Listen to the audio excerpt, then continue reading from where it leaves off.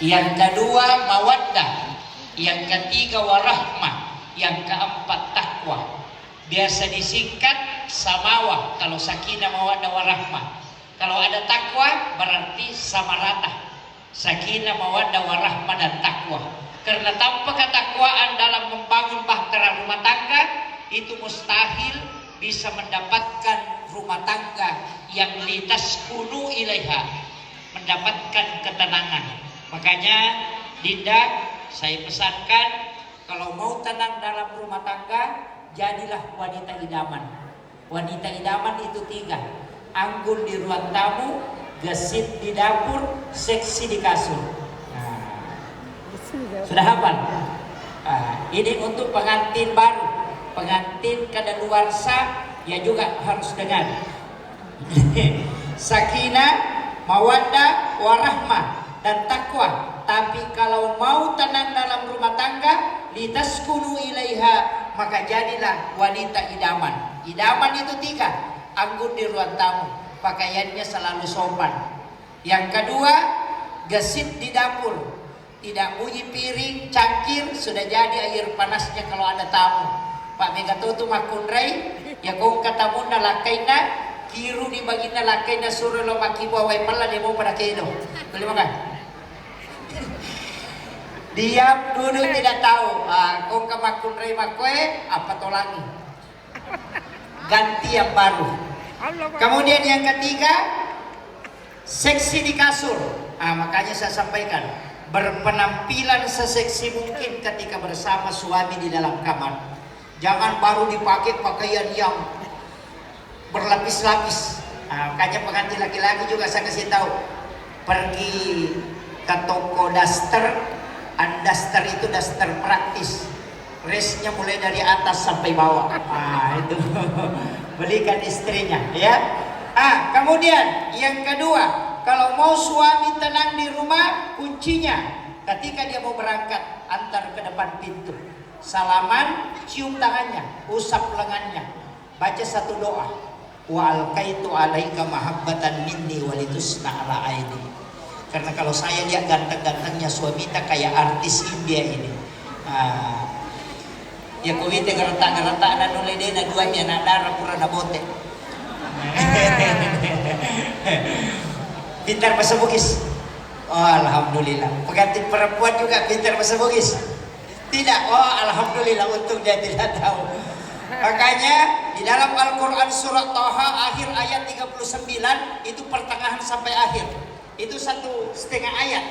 Wa alqaitu alaika mahabbatan minni walitusna ala aini. Itulah yang dibaca Nabiullah Adam alaihi salam ketika pertama kali ketemu dengan Hawa di Jabal Rahmah. Ketika dia dipisahkan di dalam surga, dilemparkan ke bumi, ratusan tahun kemudian ketemu, tapi kalimat pertama ketika dia salaman, dia membaca kalimat itu, wa alqaitu alaika mahabbatan minni walitusna ala aini. Siapa yang membaca kalimat ini ketika suaminya ingin berangkat kerja, maka insya Allah dia tidak akan diganggu oleh orang lain.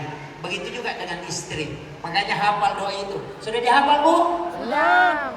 Ingat, nanti kembali ke rumah, buka Al-Quran atau di Google bisa.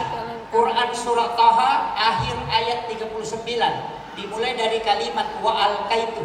Di situ nanti sampai ujungnya. Itu hanya 1/2 ayat. Itu dibaca. Biasa tuh orang pakai tema Pesikarawah. Biasa ada yang pakai itu. Kemudian wasiat tadi ketika mau berangkat, kemudian ketika dia kembali jemput. Ada hal yang sepele ketika dilihat tapi sangat besar manfaatnya. Ketika suami pulang kerja dan tidak menemukan istrinya di rumah, itu perasaannya pasti kosong. Iya, makanya istri itu ketika mau tinggalkan rumah, ada kegiatan ketika suami keluar, harus ada izin suami. Makanya bisa dicet. Biasa dipanggil siapa ya? Panggil suaminya pakai apa? Pakai ayang atau pakai apa? Dari kemarin ini sudah diresmikan, mungkin dia panggil sayang. Kalau dipanggil sayang, saya mau ke sini dulu, harus melapor. Nanti disampaikan. Sekarang enak karena sudah ada media sosial.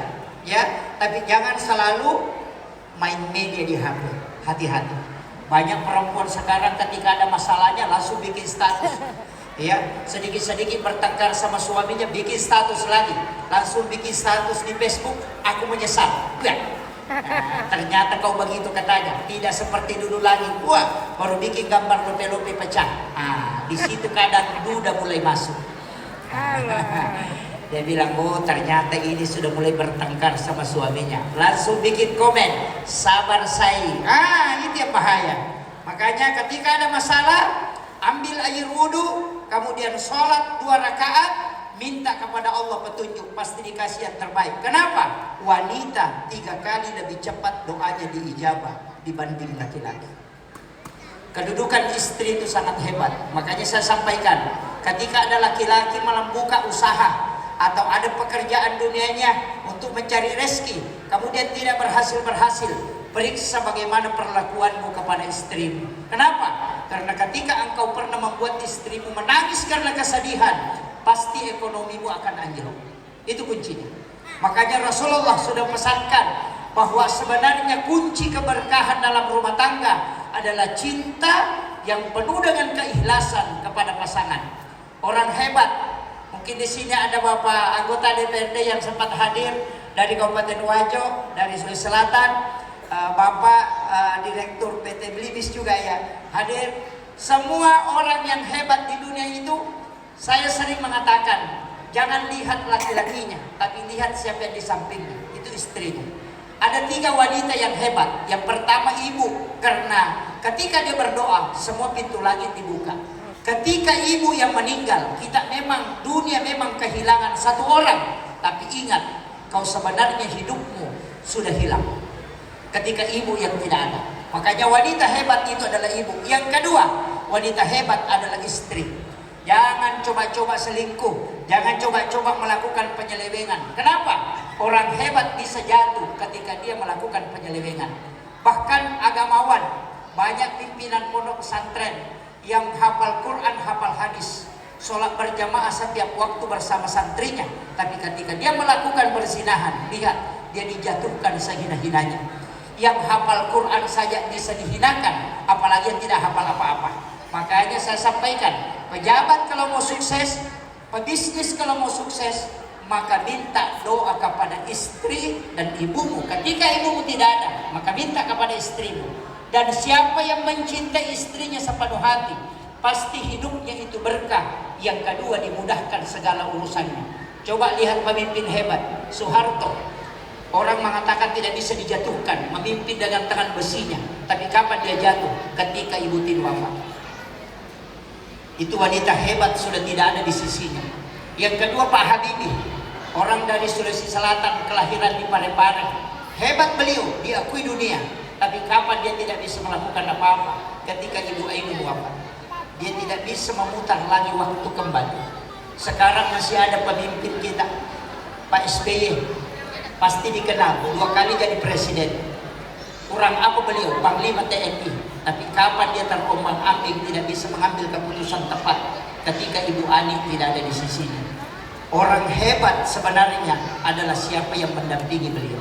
Makanya saya sampaikan, ratukan istrimu, cintai dia sepenuh hati, jangan coba-coba berpikiran untuk menyeleweng, maka engkau akan dimudahkan dan diberkahi hidupmu. Itu kuncinya. Makanya banyak kiai itu sebenarnya bukan takut sama istri, tapi takut kalau Allah mencabut keberkahan hidupnya, sehingga kadang kiai itu diperintah-perintah sama istrinya. Kenapa? Karena sebenarnya dia bukan takut sama, tapi dia takut kalau berkah dan kehidupannya dicabut oleh Allah Subhanahu wa Ta'ala. Itu wasiat saya. Kemudian berdoalah, mudah-mudahan kelak ketika engkau memiliki keturunan, anak pertama adalah perempuan. Saya ketika belajar tasawuf di Aceh, pernah disampaikan oleh mursyid kami, mengatakan, nak, nanti kalau sudah menikah, usahakan anak pertama itu anak perempuan, anak kedua anak perempuan, kalau anak ketiga mau laki-laki tidak apa-apa, tapi perempuan juga lebih bagus. Kenapa? Ada wasiatnya Rasulullah, siapa yang meninggalkan 2 atau 3 anak perempuan ahli ibadah, maka ibu bapaknya tidak disentuh api neraka. Itu hadis Nabi. Makanya kalau mau selamat, anak perempuan dulu. Dan di dalam ilmu hikmah, tapi jangan dijadikan paten. Ini bukan ilmu paten. Di dalam ilmu hikmah disebutkan kalau anak pertama perempuan, nanti yang pertama meninggal itu ibunya. Kalau anak pertama laki-laki, nanti yang pertama meninggal itu bapaknya. Saya tidak tahu apakah ini berlaku secara umum, tapi inilah yang disampaikan guru kami dalam ilmu hikmah. Makanya bukan mendoakan istri meninggal pertama, tidak. Tapi saya sampaikan, kalau mau anak pertama sebelum berhubungan, tes napasnya. Kalau napas kanan yang kuat, kemudian berhubungan, itu anak laki-laki. Kalau tinggal, kalau napas kiri, itu perempuan. Itu saya sudah kasih tahu resepnya. Makanya anak pertama saya itu perempuan, anak kedua perempuan. Karena itu wasiat guru kami. Makanya kalau mau dapat keturunan laki-laki atau perempuan, tapi satu wasiat, jangan sekali-kali pernah berniat menunda punya keturunan. Jangan. Ada mungkin di antara kita yang di awal pernikahannya biasa mengatakan, saya nanti kalau sudah menikah, nanti ditunda-tunda dulu, mungkin 2 tahun, 3 tahun, atau nanti ada pekerjaan baru bisa punya keturunan. Orang yang seperti itu, ketika dia mengucapkan kalimat itu dengan sepenuh hati, maka dia tidak akan dikasih keturunan, kecuali dia sholat sunat taubat. Saya kasih tahu memang. Makanya betapa banyak orang yang sudah menikah tidak punya keturunan, itu karena kalimat itu pernah keluar dari bibirnya ketika dia baru menikah.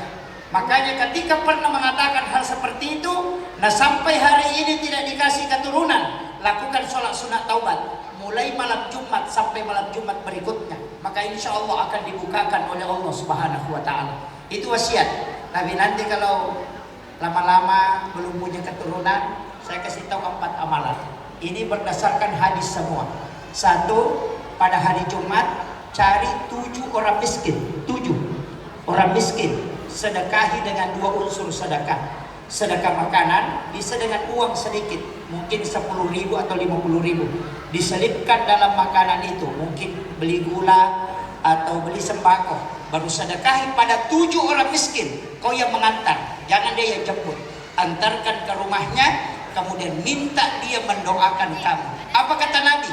7 orang miskin yang berdoa mengalahkan 40 orang alim. Ketika engkau mengumpul 40 ulama, kemudian kau minta dia berdoa, itu masih doanya dikalahkan oleh 7 orang miskin yang kau sedekahi pada hari Jumat, kata Nabi. Makanya orang yang punya hajat, ketika kita punya penyakit, angkala satta, dokter sudah angkat tangan, atau ada hajat yang susah terkabul, sapaki pitu atau kasiasi, tasidakai ko Jumat, baru minta dia mendoakan kita, karena Rasulullah mengatakan 7 orang miskin yang kau sedekahi di hari Jumat berdoa, itu mengalahkan 40 ulama. Nah, ini makanya banyak orang menggunakan itulah yang disebut dengan Jumat berkah. Tapi banyak yang salah kaprah. Jumat berkah itu bagi-bagi makanan. Sampai-sampai yang makan orang kaya. Nah, ini kan banyak.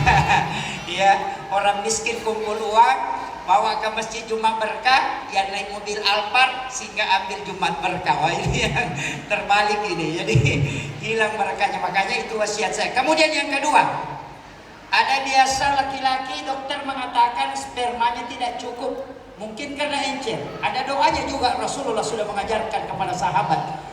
Sesudah sholat isya, tapi jangan sebelum berhubungan. Sesudah sholat isya, sholat sunnah hajat 2 rakaat, bacalah haula wala quwata illa billahi wa huwal aliyil azim 100 kali. Insya Allah sperma bisa dicukupkan, dan itu amalan yang diajarkan langsung Rasulullah kepada sahabatnya. Kemudian yang ketiga, ini jalan ketiga. Kalau belum bisa, yang ketiga adalah minta doa kepada ibu. Ibu yang langsung mengambil air, kemudian minta dia mendoakan, kemudian engkau minum. Lakukan selama 3 hari. Kalau masih tidak bisa, jalan terakhir, nanti bulan 4 kalau hujan, bulan April, ambil air hujan, bacakan Al-Fatihah, Al-Ikhlas, Al-Falaq, An-Nas, Al-Kafirun, ayat kursi, masing-masing 70 kali. Minum selama 7 hari. Itu nanti diberikan isyarat langsung. Kalau mimpi melihat anak laki-laki, cari anak laki-laki baru kita pelihara. Kalau mimpi melihat anak perempuan, cari anak perempuan kita pelihara. Kalau mimpi istri hamil kemudian hilang, berarti memang ditakdirkan tidak punya keturunan. Itu jalan terakhir. Itu yang disebut Rasulullah dengan air Al-Quran. Mudah-mudahan ini menjadi wasiat, bukan hanya kepada pengantin baru. Kemudian dalam kaitannya dengan hubungan suami istri, saya pesankan pengantin perempuan jangan sekali-kali lebih besar suaranya daripada suara suami. Tidak boleh. Nanti kena penyakit, itu perut tembus ke punggung. Kalau ada perempuan bicara sama suaminya, sering memotong pembicaraan suami, atau lebih besar suaranya daripada suara suaminya, maka dia akan kena penyakit perut itu sampai tembus ke punggungnya. Karena memang itu siksaan bagi wanita yang lebih besar suaranya daripada suara suami. Tidak ada di sini. Tidak ada, Bu. Tidak ada. Alhamdulillah. Tapi mohon maaf Pak, kalau ada wanita ada watinya, pasti lebih besar suaranya daripada suara suami. Sukmawati, Rahmawati, Patmawati, Iwati, pandana kemana gitu. Tidak ada di sini. Kemudian saya wasiatkan lagi kedua, jangan, ini pelarangan, jangan meminta permintaan ketika suamimu ingin berhubungan. Ada perempuan kalau suaminya sudah mahkombi, apa nak bilang? Garuk dulu punggungku, kunci dulu pintu, belum dimati itu lampu, kasih mati dulu lampu, jendela ditutup. Jangan. Ya kau angkat tahu melo berhubungan, nangka pas suruh nama kunraye, suruh matikan lampu, suruh garuk punggungnya, nanti anaknya itu tidak mau nurut, pasti nakal. Itu, dan itu dilarang betul oleh Rasulullah. Bahkan guru kami mengatakan, ya kau melo kau berhubungan, nah puma pas suruh nama kunraye, jangan lakukan. Pergi berwudu kembali, kemudian berniat pulang supaya anakmu nanti tidak akan mengecewakan engkau. Itu pesannya. Tapi yang paling penting, jangan berhubungan ketika ngantuk. Kenapa? Ketika ada anak lahir dari hubungan yang ngantuk, itu lama baru bisa bicara. 5 tahun, 6 tahun belum bisa bicara.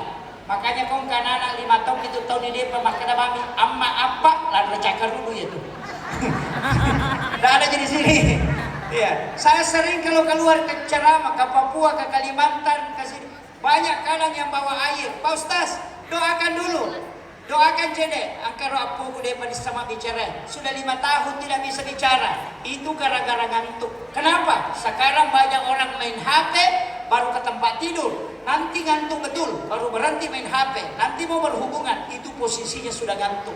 Maka di saat engkau berhubungan dalam keadaan ngantuk dan menyebabkan istrimu hamil, pasti dia lambat bicara. Tapi ada obatnya, ada di kitab itu diajarkan. Apa? Nanti hari Jumat ambil madu dengan garam halus, lapkan di bawah lidahnya anak kita 7 kali sambil baca sholawat. Itu doanya untuk supaya cepat bicara. Sudah hafal Bu? Sholawat aja, tapi 7 kali. Tapi jangan madu asli, karena kalau madu asli itu bertengkar kalau pulang ke rumah. Ya, kemudian yang ketiga saya wasiatkan, jangan berhubungan ketika sudah tidur, bangun, tapi dalam tidurnya bermimpi berhubungan badan. Itu yang bahaya. Angka kama atau matindro, dia tidur, tapi dalam tidurnya itu dia bermimpi berhubungan badan. Kemudian bangun secara nyata dan berhubungan kepada suaminya tanpa diantara dengan wudu. Kalau itu yang menyebabkan istrinya hamil, maka anaknya lahir dalam keadaan epilepsi atau kena penyakit ayam. Itu penelitian Bapak Profesor Dr. Dadang Hawarij dalam buku psikoterapi Al-Quran. Makanya hati-hati. Dari situlah kenapa Nabi sunnahkan kita sebelum berhubungan berwudu. Kemudian ada barakah wudu itu nak. Angkat tangan kalau sudah berwudu. Baca doa sesudah wudu. Ada air itu yang turun ke ujung siku. Kadang tidak mau jatuh bersamaan dengan ujung hidung. Tapi tidak selamanya. 10 kali engkau berwudu, untung kalau dapat 1 kali itu. Ada di ujung hidung air itu berputar-putar, tidak mau jatuh bersamaan dengan ujung siku 3-tiganya. Ambil mulai sebelah kanan, ambil yang kiri, gabungkan dengan di ujung hidung. Baca surah Al-Kautsar, baru itu diminum. Itu obat kuat. Tidak ada orang kena lama syahwat yang mengamalkan itu. Tapi tidak semua wudu. Kadang 10 kali kita berwudu, untung kalau dapat 1 kali. Itu obat yang paling bagus. Makanya ulama kita itu ajarkan, ambil barakah wudu ketika mendapatkan. Tidak semua. Kenapa dilarang oleh Rasulullah melap air wudu yang ada di muka, air wudu yang ada di badan? Karena kadang ada barakahnya itu yang tidak diambil. Kemudian Ini untuk pengantin perempuan. Ini malam Selasa ya. Malam Senin nanti ya. Malam Senin, malam Selasa, malam Rabu, malam Kamis, malam Jumat. Nanti di hari Jumat. Nanti Jumat subuh bikinkan suami tak air panas. Aduk mengikuti arah tawaf. Jangan sebaliknya. Itu malah melawan arah jarum jam. Jadi arah tawaf begini. Baca inna ansalnahu. Nanti berhenti berputar airnya, baru angkat sendoknya. Ada tetesan air itu dari sendok. Baca surah Al-Kautsar, baru kasih suami tadi dia minum. Sisanya kita minum sambil baca surah Al-Kautsar. Kalau kita lakukan di pertama itu, insya Allah suami kita tidak akan menikah lagi. Itu kuncinya. Itu saya kasih tahu resepnya, Bu. Makanya Aisyah itu sering merengek minta sisanya Nabi, karena itu mengambil di subuh Jumat. Itu hanya di subuh Jumat. Tapi kalau suami mau selamat, habiskan kopinya nanti kalau sudah dikasih. Itu kuncinya. Ya, karena harus diminum, sisanya istri yang harus minum. Itu sambil membaca surah Al-Kautsar. Insya Allah tidak ada laki-laki yang bisa menikah kembali ketika istrinya masih hidup ketika dia lakukan itu. Itu yang diajarkan guru-guru kami. Makanya kadangkala hal-hal sepele itu sangat besar manfaatnya. Kemudian jadilah wanita yang pertama, jangan besar betisnya, yang suka jalan bolak-balik, bikin acara ini, bikin acara, melupakan suaminya. Jangan ya. Yang kedua, janganlah jadi wanita penghafal. Pakapal, napala mana ya gagah. Memang lelaki dan nasa kami itu dan rukus kukar yang kami itu sampai. Ini biasa ada perempuan begitu. Napala mana ya gagah. Nasa kami itu pakai orang kalau boy kami itu orang tidak ada siapkan. Ya kau kamakun rema koro, hati-hati. Tapi ada tuh doa itu. Ada doa. Saya temukan di salah satu kitabnya Sayyidina Ali karramallahu wajhah. Ada doa yang bagus dibaca oleh suami itu ketika istrinya tidur. Letakkan telapak tangan, ini ada garis tangan. Di tangan Anda itu sama. Ini angka 18, ini 81. Itu Asmaul Husna. Ini angka Arab. Jadi yang tangan kiri itu diletakkan di ubun-ubun istri. Baru baca inna ansalnahu. Insya Allah. Kalau ada istri yang suka marah-marah, temperamen, itu obatnya. Ini sudah hampir jam 12. Kemudian saya wasiatkan lagi. Saya tadi mengatakan 4 wasiat besar. Saya wasiatkan yang paling pokok, kalau ada rezeki, kasih istrimu dia pegang. Jangan suami yang pegang uang. Boleh kita pegang uang, nanti minta kembali ke istri. Kasih dulu istri dia pegang. Nanti kalau sudah dia pegang, baru kita minta. Kasih Kak sekian, saya mau pakai atau saya mau bawa untuk persiapan. Jangan pernah jalan tanpa membawa uang. Minta kepada istri. Tapi usahakan tangan istri sudah menyentuh uang itu. Dan ingat, ketika suamimu memberikan uang, baca doa. Alhamdulillahirrabbilalamin. Ala fi kulli hali ma rasaktana. Insya Allah tidak akan habis apa yang diberikan suamimu. Allah akan tambahkan dengan rezeki yang lain. Yaitu simak nampak meresahnya. Ini sudah hafal? Belum? Wah, susah ini. Ya, alhamdulillahirrabbilalamin ala fi kulli hal ma rasaktana. Tapi ketika suamimu kau ingin dia selalu mudah rezekinya, di pintu Ka'bah 472 ulama berkumpul duduk merundingkan ayat apa yang ditulis di pintu Ka'bah. Ternyata ulama sepakat, ada ayat di situ. Sebenarnya dia doa. Ada ditulis itu pas di pintu Ka'bah, di garis kedua. Itu yang kau baca 100 kali ketika selesai sholat duhur. Insya Allah rezekimu akan selalu dimudahkan. Suamimu juga akan selalu dimudahkan. Tidak terlalu berkeluar keringatnya. Dia bisa mendapatkan rezeki tidak terlalu susah. Apa doanya? Ada itu di pintu Ka'bah. Kira-kira hafal? Pendek. La ilaha illallahul malikul haqqul mubin. Pas pertengahan. Sambungannya sadiqul wa'dil amin. Itu. Baca itu ya. La ilaha illallahul malikul haqqul mubin Muhammadur Rasulullah sadiqul wa'dil amin. Itu di pintu Ka'bah. Ya nanti nasa gurun tak ada simak nak Ka'bah. Kalau engkau mengamalkan 100 kali setiap selesai sholat duhur, tidak usah khawatir, suamimu akan selalu diberikan kemudahan. Itu aja kuncinya. Kalau sudah hafal, alhamdulillah. Kalau tidak hafal, pakai yang sudah sholat asar.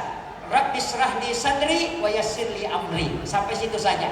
Jangan ditambah wahlul 'uqdatam min lisani. Cukup Rabbi shrah li sadri wa yassir li amri. Ketika engkau menghadapi masalah, maka Allah akan mudahkan terus. Itu doanya.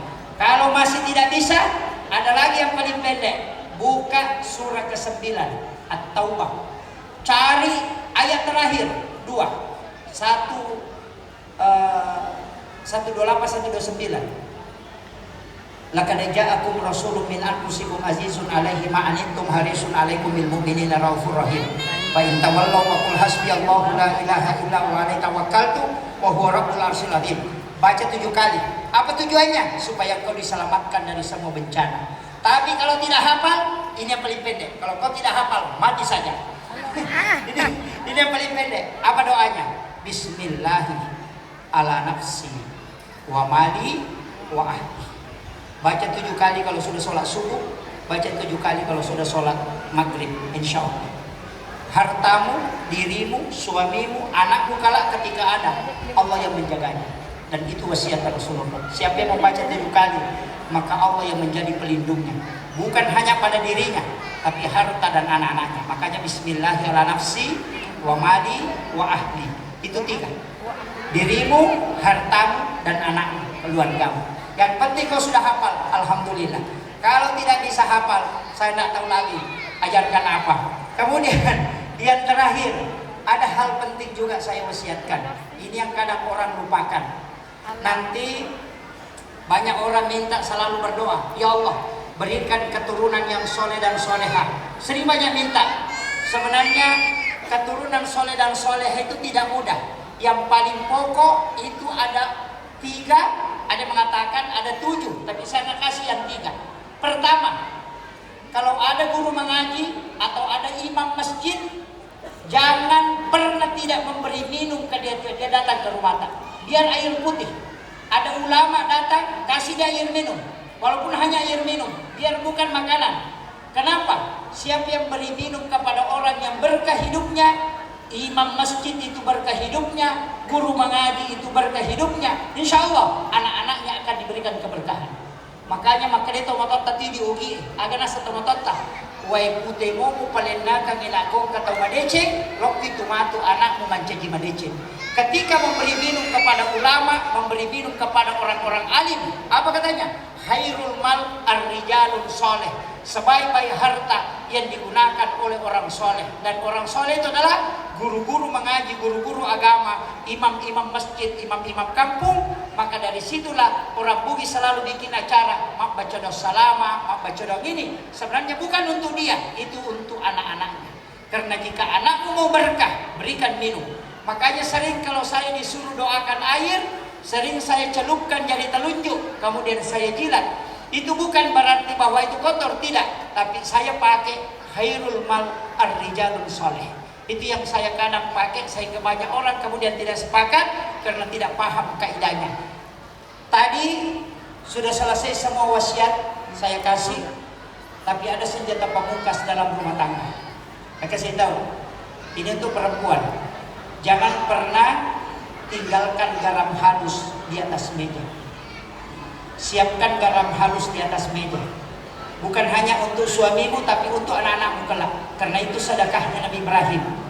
Nanti kalau mau makan, ambil garam sedikit, kemudian makan. Sudah makan, ambil lagi garam sedikit, makan, kemudian minum. Mau tidur juga begitu. Siapa yang melakukan itu dalam kitab Hiyaliddin dapat 4. Yang pertama tidak akan kena penyakit dari makanan. Yang kedua pasti cerdas. Yang ketiga, tidak ada laki-laki yang lemah syahwat yang mengamalkan ini. Itu resepnya orang Arab. Makanya saya wasiatkan gampang aja obatnya, garam halus. Karena kalau garam kasar setengah mati digigit. Kalau garam halus, makanya perempuan harus tahu ini. Kalau siapkan makanan di atas meja, mestinya ada garam halus. Itu sunnah Nabi yang sangat luar biasa. Kami punya ulama di Parepare namanya Guru Takalipak Baja. Dia sempat mengatakan, kasih tahu dokter jantung, kau tidak akan cincin jantungku selama masih ada garam. Ternyata betul. beliau itu tidak akan kena penyakit jantung. Kenapa? Ternyata beliau tahu di dalam kitab memang ada. Tapi kalau mau dapatkan keturunan soleh, berhubungan 2 waktu, sesudah sholat duhur, sebelum dan sesudah sholat subuh. Anakmu akan masuk pesantren, anakmu akan cinta agama kalau kau berhubungan di 2 waktu itu. Tapi kalau mau melahirkan ulama, berhubungan di bulan Ramadan, pas selesai berbuka, jangan makan, hanya minum air putih. Berhubungan dengan istrimu, ketika dia bisa hamil, insya Allah anakmu bisa menjadi ulama. Itu pesan Imam Ghazali. Akhirul kalam, wallahul muwaffiq ila aqwamit thoriq. Assalamualaikum warahmatullahi wabarakatuh.